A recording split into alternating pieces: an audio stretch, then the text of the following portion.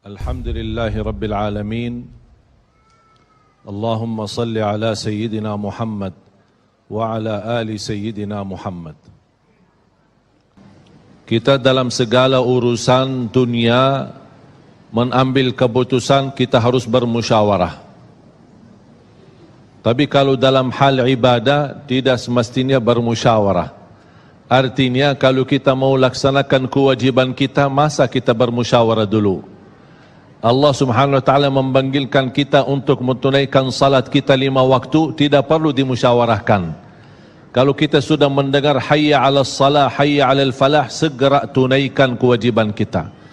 Kalau kita perhatikan dalam Al-Quran, banyak ayat-ayat yang Allah Subhanahu wa taala ikatkan salat dengan zakat, atau bahasa lain salat dengan infak, sebagaimana firman Allah Subhanahu wa taala di suratul Baqarah, dan saya yakin semuanya hafal. A'udzu billahi minasyaitonir rajim. Bismillahirrahmanirrahim. Alif lam mim. Dzalikal kitabu la raiba fihi hudan lil muttaqin. Alkitab ini petunjuk bagi siapa? Bagi muttaqin. Dan Allah menjelaskan sifat-sifat mereka. Kalau kita ingin meniru mereka, ingin bergabung bersama mereka, ingin menjadi seperti mereka, ikutilah penjelasan Al-Quran. Siapa sih al-muttaqin ini? Allah Subhanahu wa taala sebutkan, الذين يؤمنون بالغيب ويقيمون الصلاة ومما رزقناهم ينفقون. Mereka adalah yang beriman tentang gaib. Apa yang gaib? Allah, malaikat, jannah, surga, neraka, segala sesuatu yang gaib mereka percaya, walaupun mereka tidak melihat dengan mata sendiri.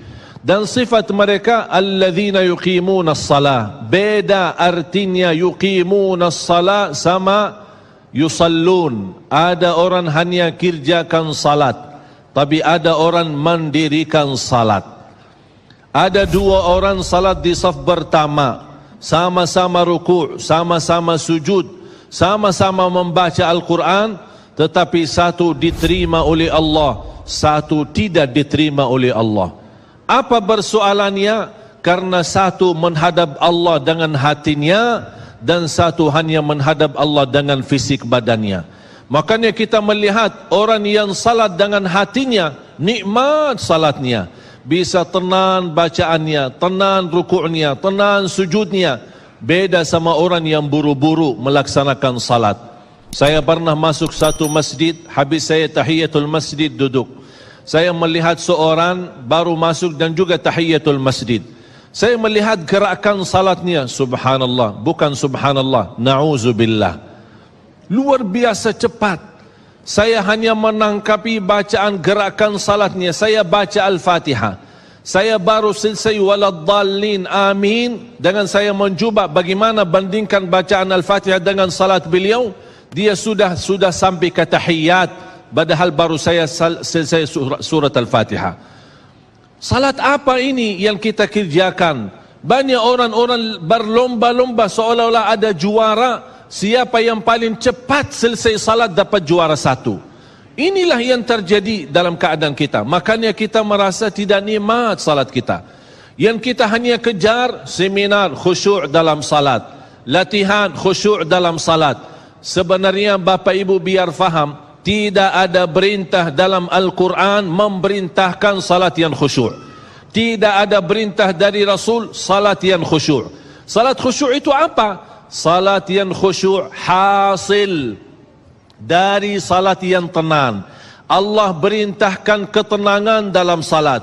Ar-Rasul SAW memerintahkan ketenangan dalam salat. Kalau sifat khusyuk adalah sifat orang mukmin yang melaksanakan salat tuma'nina. Qad aflahal mu'minun alladzina hum fi salatihim khashi'un. Ketika ada seorang datang ke masjid di zaman Rasulullah sallallahu alaihi wasallam, masuk masjid tahiyatul masjid, selesai salat dia datang kepada Rasul mau salaman, Rasul tidak menjawab. Bahkan Rasul berkata, salli fa innaka lam tusalli, salatlah karena kamu belum salat. Dia pergi ke depan, salat lagi, selesai balik lagi bertemu Rasul. Mau salaman, Rasulullah SAW tidak menjawab. Salli fa innaka lam tusalli, salat dulu karena kamu belum salat. Sampai 3 kali dikasih tahu oleh Rasulullah SAW. Akhirnya orang berkata, mohon maaf ya Rasulullah, saya tidak tahu selain ini salatku. Gimana? Kata Rasulullah SAW, fa idza qumta faqum mutma'inna. Kalau berdiri, berdiri tenang, tumaknina. Tumaknina salah satu rukun di dalam salat. Tidak sah salat seorang tanpa Al-Fatihah, betul? Sama tidak sah salat seorang tanpa tumaknina. Baca tenang, rukuk yang tenang, sujud yang tenang, wallahi akan terasa nikmat. Dari hasil ketenangan dan upaya dan ikhtiar kita akan muncullah rasa khusyuk.